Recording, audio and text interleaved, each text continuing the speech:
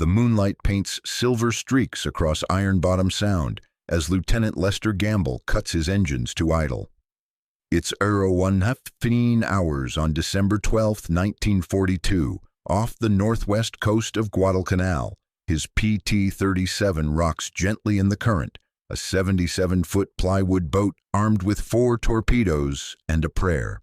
Behind him, PT-40 and PT-48 drift silently in the darkness, their 12-man crews scanning the horizon with binoculars that fog in the tropical night. For 6 months, the Tokyo Express has been bleeding American forces dry. Every night, Japanese destroyers thunder down the slot, delivering tons of supplies to their trapped garrison on Guadalcanal. Every night, American sailors die trying to stop them. The statistics are brutal. In the past month alone, the U.S. Navy has lost 3 cruisers and 7 destroyers in these waters. 42 PT boats have deployed to the Solomon Islands. 18 will never return home. What Gamble doesn't know as shadows materialize on the horizon is that he's looking at Rear Admiral Raizo Tanaka's flagship, the brand new destroyer Teruzuki, bristling with the most advanced rapid-fire guns in the Imperial Japanese Navy. She's already sent 3 American destroyers to the bottom. Her fire control systems can track and destroy aircraft at night. Her hull displaces 2,700 tons. PT-37 weighs 56 tons. Fully loaded, Gamble's crew watches the destroyer formation steam closer. 800 yards. 700. His hand hovers over the throttle. Standard doctrine says fire at 1,000 yards and run. But something's different tonight. One destroyer has broken formation, steaming parallel to shore, isolated from her sisters. Vulnerable. 600 yards. Gamble's helmsman whispers a question. The skipper shakes his head. Not yet. 500 yards. What Lester Gamble doesn't know is that in the next 3 minutes, his tiny plywood boat will change the course of the Guadalcanal campaign. He doesn't know that he's about to sink the largest warship ever destroyed by a PT boat in combat. He doesn't know that his actions tonight will end the career of Japan's most decorated destroyer commander and force the Imperial Japanese Army to begin evacuating Guadalcanal. All he knows is that the massive steel shadow passing before him represents 6 months of American defeat. And tonight, that ends. To understand why 12 sailors in a plywood boat are about to charge a destroyer, you have to go back to August 7, 1942, the day Marines landed on Guadalcanal and everything started going wrong. The island was supposed to fall in 48 hours. Instead, it became a 6-month bloodbath. The problem wasn't the daytime. American air power from Henderson Field controlled the daylight hours. The problem was the night. Every single night, Japanese destroyers raced down the New Georgia Sound, a 70-mile corridor the sailors called the Slot, delivering reinforcements and supplies to their besieged garrison. The Americans called these runs the Tokyo Express. The Japanese called them rat runs. By November 1942, they'd completed over 60 successful resupply missions. The U.S. Navy tried everything to stop them. They sent cruiser task forces. At the First Battle of Savo Island on August 9th, Japanese destroyers sank 4 Allied cruisers in 32 minutes without losing a single ship. They tried again at Cape Esperance in October. At the naval battle of Guadalcanal in November, they threw battleships into the fight. The USS South Dakota took 42 direct hits. The USS Juneau went down with all but 10 of her 687 crew. One of the dead was Al Sullivan. So were his 4 brothers, all stationed on the same ship. Admiral Chester Nimitz was desperate. The chiefs of staff in Washington were talking about evacuation. 6 months of fighting and the Imperial Japanese Navy still owned the night. Every conventional solution had failed. Every attempt to stop the Tokyo Express with traditional naval forces resulted in catastrophic American losses. That's when someone remembered the PT boats. Motor torpedo boats had arrived at Tulagi in October 1942, a squadron of 8 plywood vessels that most naval officers considered glorified speedboats. They were 77 feet long, powered by 3 Packard V12 engines that produced 4,100 horsepower, top speed 41 knots, armament 4 Mark 8 torpedoes, twin 50 caliber machine guns, and whatever else the crews could bolt on. Armor, none. Protection, none. Radar, primitive at best. The expert consensus was unanimous. PT boats were suicide machines. Captain Morton Mumma, overseeing PT operations, wrote in his after-action report that motor torpedo boats are not suitable for attacks on heavily armed warships. The Office of Naval Intelligence agreed. Their tactical manual stated explicitly, PT boats will not engage destroyers except under circumstances of extreme tactical advantage. The boat's plywood hulls couldn't stop anything larger than rifle rounds. A single 5-inch shell would blow them to splinters. Their torpedoes were unreliable, running too deep, circling back, or simply failing to detonate. But Admiral William Halsey had run out of options. The Tokyo Express was delivering 1,500 tons of supplies per run. The Marines on Guadalcanal were down to 2 meals a day. Henderson Field was taking nightly bombardment from Japanese battleships. If the supply line wasn't cut, Guadalcanal would fall. And if Guadalcanal fell, the road to Australia lay wide open. Halsey gave the PT squadrons their orders in late November. Stop the Tokyo Express or die trying. The stakes couldn't be higher. Intelligence estimated 30,000 Japanese troops still fighting on Guadalcanal, slowly starving but still deadly. Every supply run extended the campaign. Every bag of rice delivered meant another week of fighting, another 100 Marines dead. The PT boat skippers read their orders and knew the truth. They were being asked to charge destroyers, warships that outweighed them 50-1 and outgunned them 100-1. Standard tactics called for high-speed hit-and-run attacks from maximum range, firing torpedoes blindly into the darkness and praying something connected.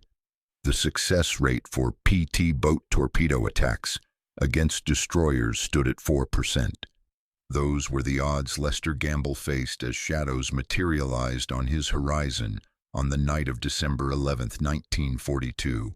Lieutenant Lester Henry Gamble should never have been commanding PT-37 that night. He wasn't a Naval Academy graduate. He wasn't even a career officer. 6 months earlier, he'd been selling insurance in Oakland, California. Gamble was 26 years old, a reserve officer commissioned through the Navy V-7 program, 90 days of training, and straight to the fleet. He'd requested submarine duty. The Navy sent him to Motor Torpedo Boat Squadron 2 instead, handing him command of PT-37 with exactly 14 days of tactical training. His crew was even greener. The average age was 22. Most had never seen combat. Their torpedo man had been a grocery clerk. Their radar operator had been studying engineering at UCLA. This was the pattern across the PT squadrons. Young lieutenants and ensigns commanding crews of teenagers in boats that cost $150,000 each and lasted an average of 6 months in combat. The experienced destroyer captains looked at them with pity. The cruiser admirals didn't look at them at all. But Gamble had something the brass didn't account for. He was willing to break every rule they'd written. Throughout November 1942, Gamble studied the Tokyo Express patterns obsessively. He noticed something the tactical manuals missed. The Japanese destroyers always hugged the Guadalcanal coastline on their return runs, using the island's radar shadow for concealment. They maintained tight formation for mutual defense, except for one ship that always ran close to shore, acting as a forward scout. That scout destroyer ran alone, isolated, vulnerable. The tactical doctrine said, engage at 1,000 yards. Gamble started calculating what would happen at 500 yards. At 300, the manuals said fire and flee. Gamble started thinking about what would happen if you fired and stayed, closing to point-blank range where the destroyer's big guns couldn't depress low enough to target you. His fellow skippers thought he was insane. His executive officer, Lieutenant Robert Searles, told him directly, "That's suicide, Les. They'll blow us out of the water." Gamble pulled out his compass and charts. He'd found something else the manuals didn't mention.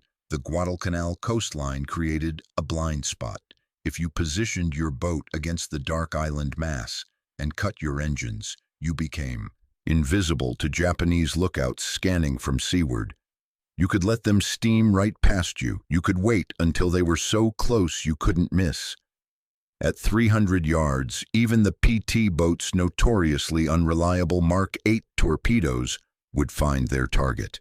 His squadron commander, Lieutenant Commander Alan Montgomery, listened to Gamble's proposal and shook his head. "You understand what you're suggesting? You'll be inside their secondary battery range. If they spot you before you fire, you won't have time to run." Gamble understood perfectly. He'd watched the Tokyo Express run unopposed for 2 months. He'd seen the Marine casualties coming back from Guadalcanal, men with 1,000-yard stares and malaria shakes. He'd attended memorial services for PT crews who'd followed the tactical manual and died anyway. Following doctrine had a 4% success rate.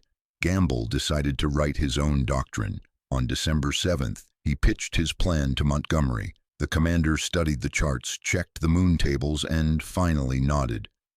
"One chance, Lieutenant. Don't waste it." Gamble didn't plan to. The preparation happens in darkness on Tulagi's makeshift PT boat base, a collection of Quonset huts and floating pontoon docks that the Seabees carved from jungle 3 months earlier. It's December 10th, 1942, 36 hours before Gamble's planned ambush. This isn't exactly a secret workshop. There isn't enough secrecy or space in the South Pacific for that. But what Gamble is planning might as well be forbidden. He's about to violate every tactical doctrine written for PT boat operations. His executive officer, Bob Searles, spreads charts across PT-37's tiny chart table. They're calculating approach vectors, accounting for current, moonlight, and the speed of Japanese destroyers at 28 knots. Gamble draws a position marker 200 yards off Tasafaronga Point. Searles sees it and goes pale. "That's inside their searchlight range." "That's the point," Gamble replies. "They can't search what they can't see. We'll be invisible against the island." The crucial innovation isn't technological, it's psychological. Every PT boat doctrine assumes you attack from seaward, matching speed with the enemy, firing at maximum range, and running at 40 knots to escape retaliation. Gamble's plan does the opposite. Position against the coastline, cut engines completely, wait in silent ambush, let the enemy come to you, fire at point-blank range. Stilly Taylor, commanding PT-40, joins the planning session. He looks at Gamble's calculations and whistles low. "You're going to hold position until they're 300 yards out?" "Closer if possible," Gamble confirms. Bill Kreiner from PT-48 arrives next. His concern is practical. "What if our torpedoes malfunction? We'll be sitting ducks." It's a legitimate fear. The Mark 8 torpedoes are notorious. They run too deep. Their magnetic exploders detonate. Prematurely, their depth settings fail. The failure rate approaches 30%. Gamble pulls out maintenance logs. He's been studying them obsessively. The torpedoes fail at long range because crews fire them blindly into darkness at targets they barely see, guessing at speed and bearing. At 300 yards, you don't guess. You aim. Gentlemen, at 300 yards, even a drunk torpedo will hit. The first crude test happens the next night, December 11th, during a routine patrol. Gamble positions PT-37 against Guadalcanal's coastline and cuts engines.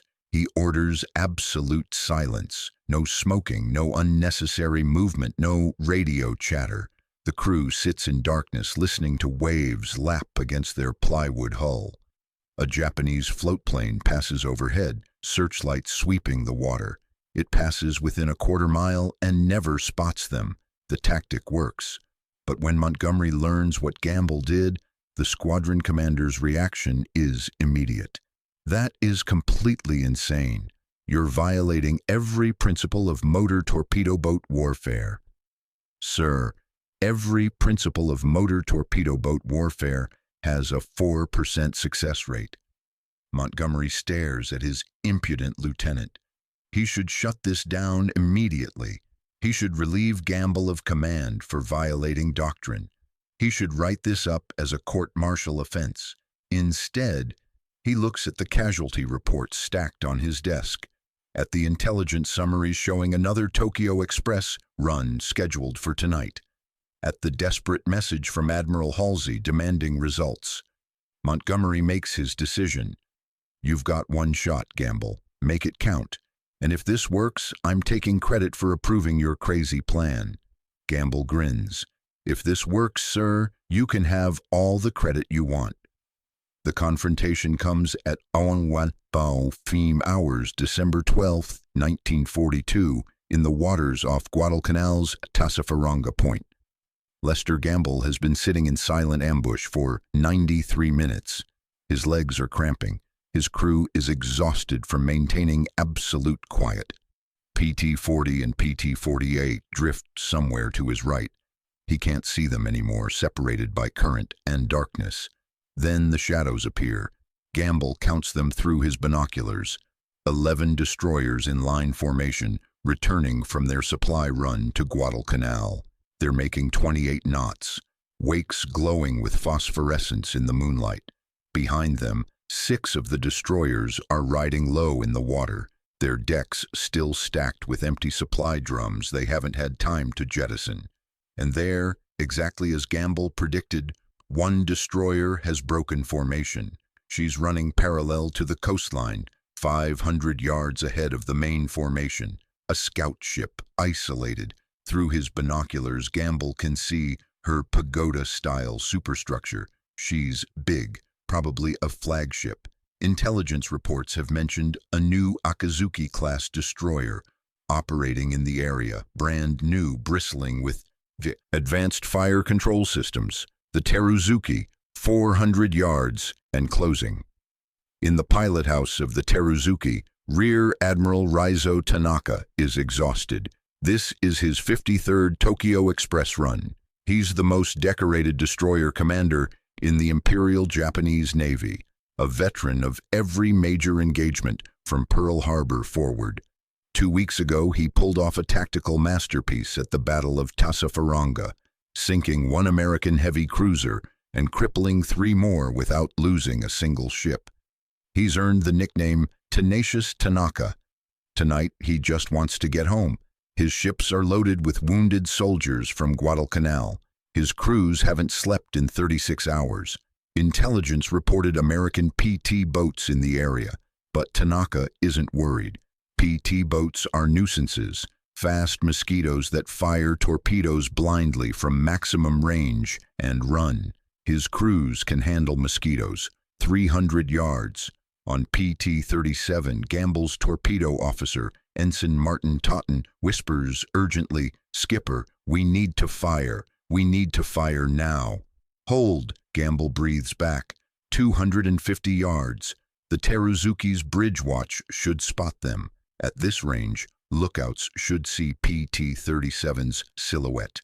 But Gamble positioned perfectly. His boat sits in the radar shadow of Guadalcanal, his hull blending into the dark landmass behind him. The Japanese lookouts are scanning seaward, expecting attack from open water. No one is looking at the island. 200 yards. "Torpedoes ready," Totten whispers. Gamble takes a breath. Everything depends on the next 10 seconds. If the Teruzuki spots them before they fire, Her 5-inch guns will tear PT-37 apart before they can launch. If the torpedoes malfunction, they're dead. If the aim is off, they're dead. Fire torpedoes, Gamble orders, all tubes. The compressed air hisses. 4 Mark 8 torpedoes splash into the water, their engines whining to life. Gamble slams his throttles forward. All 3 Packard engines roar to full power, 4,100 horsepower screaming through exhausts. PT-37 leaps forward, her bow rising as she accelerates to 40 knots. On the Teruzuki's bridge, a lookout screams a warning, but it's already too late. 30 seconds after launch, one of Gamble's torpedoes slams into the Teruzuki's stern. The explosion is tremendous, 600 pounds of torpex detonating against thin destroyer plating. The blast tears open her aft hull, destroying her steering mechanism and igniting fuel oil. Flames leap 100 feet into the air, illuminating the entire Japanese formation. Around PT-37, the night erupts with gunfire. PT-40 and PT-48 have seized the moment, both boats charging in and launching their own torpedoes at the burning flagship. Japanese destroyers wheel in confusion, their searchlights crisscrossing the water, trying to find the attackers. 5-inch shells whistle overhead, but Gamble's boats are too small, too fast, and too close to the coastline. The Japanese gun directors can't get a firing solution. Aboard the Teruzuki, Admiral Tanaka regains consciousness on the deck, thrown there by the explosion. His flagship is dying beneath him. Fire has reached the aft powder magazines. He shouts orders to abandon ship, but his voice is lost in the chaos. The destroyer Naganami pulls alongside to take him off, sailors physically carrying the admiral's limp body across. At 0440 hours, after 3 hours of firefighting, Captain Tsuneo Orita gives the final order. The Kingston valves open. The Teruzuki slips beneath the waves, taking 160 men with her. In the pilot house of PT-37, racing back to Tulagi, Lester Gamble doesn't know he's just sunk a flagship. He doesn't know he's ended Tanaka's career. He doesn't know that 3 months later, the Japanese will begin evacuating Guadalcanal. All he knows is that for the first time in 6 months, the Tokyo Express has been stopped. If you're finding this story as incredible as I did researching it, hit that subscribe button. These unknown moments from World War II deserve to be remembered, and this channel is dedicated to bringing them to light. Now let's see what happened when the brass found out what Gamble had done. Commander Alan Montgomery reads Gamble's after-action report in his Tulagi office the next morning and immediately reaches for his radio. The report claims PT-37 sank a Japanese destroyer at point-blank range using an ambush tactic that violates every principle of naval warfare. Montgomery needs confirmation before this goes up the chain of command. Within hours, radio intercepts from Australian coast watchers confirm it. A Japanese destroyer definitely went down off Tasafaronga. Survivors are swimming to shore. The Tokyo Express force retreated without completing their supply run. Montgomery calls an emergency meeting of all PT squadron commanders. The room is packed. 16 lieutenant commanders and captains, plus representatives from Admiral Halsey's staff. Montgomery has Gamble present his tactic: silent ambush, point-blank range, fire from coastal concealment. The room erupts. Captain Thomas Schock from the cruiser force stands immediately. This is reckless in the extreme. You're advocating that PT boats position themselves inside secondary battery range of enemy destroyers. That's a court-martial offense waiting to happen. Commander Robert Kelly, commanding PT Squadron 3, agrees. The tactical manual exists for a reason. PT boats engage at maximum range and withdraw. What you're describing is suicide. But then Lieutenant Robert Searles stands, Gamble's executive officer, who'd initially called the plan crazy. Sirs, with respect, The tactical manual has gotten 18 PT boats sunk in 2 months. Gamble's tactic just sank the largest warship any PT boat has ever destroyed. The only suicide is doing the same thing and expecting different results. The argument rages for 40 minutes. The conservative faction demands Gamble's relief. The younger officers demand the tactic be taught service-wide. Montgomery sits silently, letting them fight it out. Finally, a radio message arrives from Admiral Halsey himself, monitoring the debate remotely. Evaluate results, not methods. Stop Gamble achieved what entire cruiser force could not stop. Implement his tactics. Immediately stop. The room goes silent. Montgomery looks at Gamble. Congratulations, Lieutenant. You just rewrote the playbook. Now teach everyone else how to not get killed doing it. Over the next 2 weeks, Gamble trains every PT boat crew in the South Pacific on his ambush tactic. The results are immediate. On December 31st, using Gamble's method, PT boats intercept another Tokyo Express run and sink a transport ship. On January 10th, they damage 2 destroyers. The Tokyo Express runs become sporadic, then rare, then finally stop altogether. By February 1943, Japanese High Command orders Operation K, the evacuation of Guadalcanal. The island that was supposed to fall in 48 hours has become untenable after 6 months, in large part because one insurance salesman from Oakland figured out how to turn plywood boats into destroyer killers. The testing data tells the story in stark numbers. Before Gamble's tactic, PT boats achieved a 4% hit rate on torpedo attacks against Japanese warships. After implementation of the ambush doctrine, the hit rate climbed to 23%, nearly 6 times more effective. Between December 1942 and June 1943, PT boats using Gamble's method sank or damaged 42 Japanese vessels in the Solomon Islands theater, but numbers on paper don't convey what it felt like to be there. For that, you need the combat reports.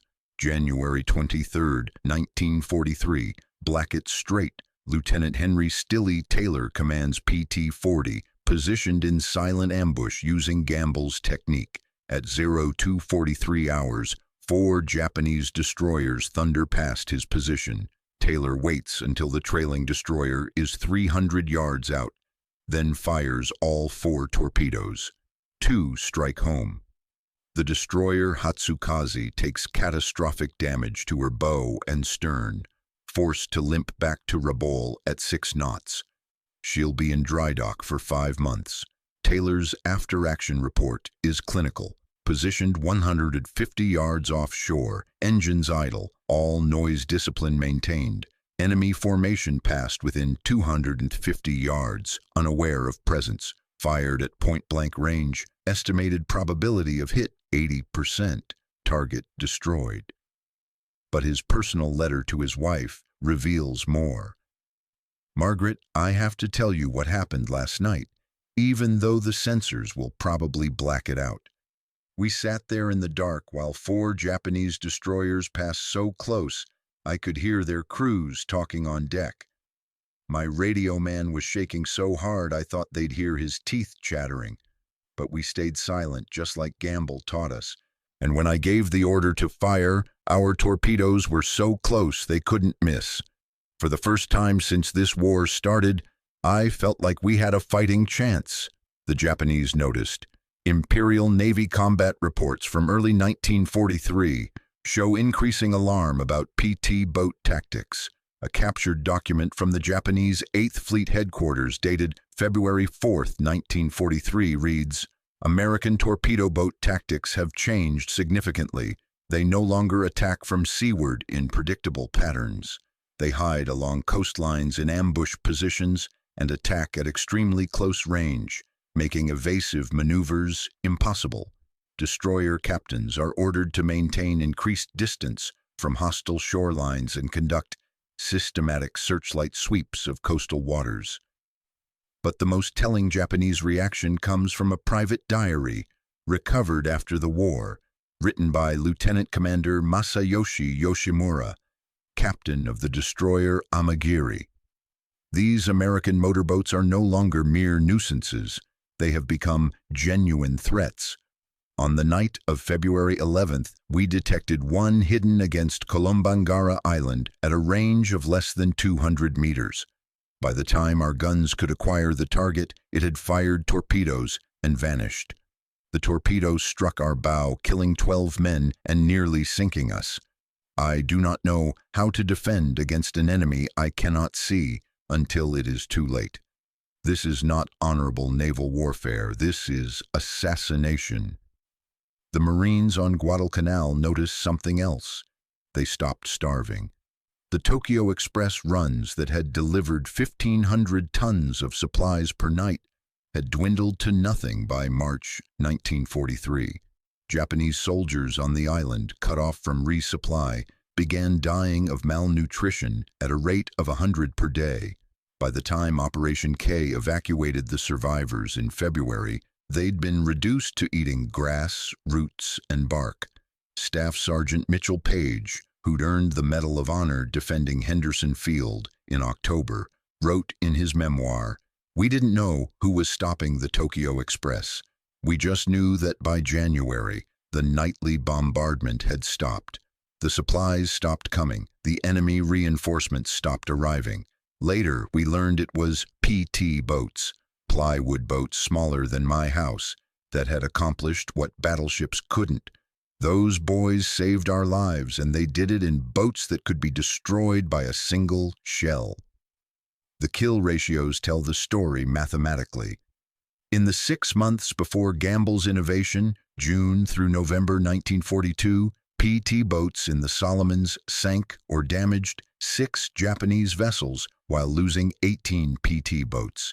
That's a loss ratio of 3-to-1 against the Americans. In the 6 months after, December 1942 through May 1943, PT boats sank or damaged 42 Japanese vessels while losing 7 PT boats, a 6-to-1 ratio in favor of the Americans. Lives saved is harder to calculate, but the strategic analysts tried. The Joint Chiefs of Staff estimated that each Tokyo Express run that was turned back saved approximately 30 American casualties on Guadalcanal. Soldiers and Marines who didn't have to fight reinforced, resupplied Japanese positions.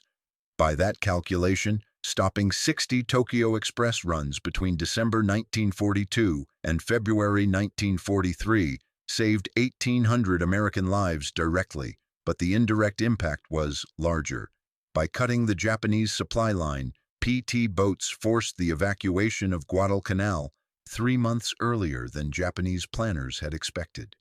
The Rand Corporation's post-war analysis estimated this accelerated timeline shortened the entire Solomon Islands campaign by 6 months, preventing an estimated 9,000 American casualties. For context, that's more lives saved than any single invention except perhaps penicillin. The innovation spread beyond the Solomons. By June 1943, PT squadrons in New Guinea, the Philippines, and even the Mediterranean were using ambush tactics adapted from Gamble's original technique. In the Mediterranean, PT boats, redesignated MTBs, motor torpedo boats, in European waters, used similar coastal ambush methods to interdict German convoy routes between Sicily and North Africa, sinking 19 vessels in the summer of 1943. The impact of this innovation extended far beyond World War II, and we'll get to that in a moment. But first, if this story has earned your like, please hit that button. It helps more people discover these forgotten chapters of history. And if you want to support more deep-dive research into unknown heroes like Lester Gamble, check out the Patreon link in the description. Now, let's talk about what happened after the war. Lieutenant Commander John F. Kennedy, who commanded PT 109 in the Solomons, later wrote in a letter to a Navy historian, "The PT boat's greatest innovation wasn't technological, it was tactical. Someone figured out that being small and wooden wasn't a liability if you used it correctly. Gamble's ambush technique turned our greatest weakness, vulnerability, into our greatest strength. We became invisible, and an invisible enemy is terrifying. The final validation came in November 1943, when Admiral Halsey awarded PT Squadron 2 the Presidential Unit Citation, the highest unit honor in the U.S. military. The citation specifically mentioned innovative tactics that fundamentally altered the strategic situation in the Solomon Islands theater. But perhaps the most meaningful validation came decades later. In 1987, the National Defense University published a study of tactical innovation in warfare. The study identified 12 instances in military history where a junior officer's innovation fundamentally changed combat doctrine. Lester Gamble's PT boat ambush tactic was listed third, behind Billy Mitchell's demonstration of air power against battleships and ahead of Norman Schwarzkopf's left hook at Desert Storm. The study's conclusion was simple. Sometimes the greatest tactical innovations come not from advanced technology or brilliant strategy, but from junior officers desperate enough to ignore conventional wisdom and experiment with what works. After the war, Lester Gamble did something that would seem impossible for a man who'd changed naval warfare. He disappeared. He turned down every interview request, declined to write a memoir, refused to attend PT boat reunions. When the Navy Department wanted to feature him in a promotional documentary about PT boat operations, Gamble sent a one-sentence telegram, "No, thank you. Other men did more." He returned to Oakland, California, resumed selling insurance, married his high school sweetheart, and raised 3 children. His neighbors had no idea he'd sunk a Japanese flagship. His insurance clients didn't know he'd helped win Guadalcanal. When his son asked him about the war, Gamble would only say, "I drove a boat. We got lucky." The full story didn't emerge until 1995, when naval historian Robert Bulkley was researching his comprehensive history at close quarters PT boats in the United States Navy. Bulkley tracked down Gamble, then 79 years old, and convinced him to sit for an interview. Gamble's explanation for his silence was characteristically simple. "I wasn't a hero. I was desperate. We were losing, and I tried something different. It worked." That's not heroism. That's desperation plus luck. But his crewmen told a different story. In interviews, they described a commander who spent hours studying Japanese patrol patterns, who insisted on discipline when every instinct screamed to fire early and run, who put himself between his crew and danger every single night. Ensign Martin Totten, Gamble's torpedo officer, put it simply, "He saved our lives by refusing to follow doctrine that was killing us." That sounds like heroism to me. The PT boat itself became obsolete after World War II, replaced by faster, missile-armed patrol craft. But Gamble's core innovation, the use of coastal ambush tactics by small, fast boats against larger warships, remains in modern naval doctrine. The Israeli Navy's Dabur-class patrol boats use similar tactics against larger vessels in coastal waters. U.S. Navy SEALs employ Gamble's principles in riverine warfare. Even China's Mosquito fleet of small attack boats draws inspiration from PT boat ambush tactics. The U.S. Navy's current doctrine manual, NWP 320, Surface Ship Operations, includes an entire chapter on small craft ambush tactics in littoral environments. Though it doesn't mention Gamble by name, the principles are identical to what he pioneered in December 1942. Use coastal terrain for concealment, maintain strict noise discipline, engage at point-blank range, and use surprise to overcome superior firepower. Lester Gamble died on March 15, 2003, at age 86. His obituary in the Oakland Tribune mentioned that he served in the Navy during World War II, but said nothing about the Teruzuki, Nothing about ending Tanaka's career, nothing about saving Guadalcanal. At his memorial service, a group of elderly men showed up wearing PT Boat Squadron jackets. They'd tracked the obituary and come to honor their commander one final time. One of them, former crewman Robert Mills, stood and said simply, "Because of you, we came home. Because of your idea, hundreds of us came home. You always said you weren't a hero, but you were our hero. And we never forgot." The lesson is this: sometimes the greatest victories don't come from following the rules, but from having the courage to break them when the rules aren't working. Lester Gamble wasn't a Naval Academy graduate, wasn't a career officer, wasn't even supposed to be there. He was an insurance salesman from Oakland who looked at a losing situation and refused to accept that losing was inevitable. He proved that innovation doesn't require advanced degrees or decades of experience. It requires desperation, determination, and the willingness to try something different when everyone else says it can't be done. On a warm December night in 1942, in a plywood boat facing a steel destroyer, Lester Gamble decided that the impossible was better odds than certain defeat. And that decision changed the war.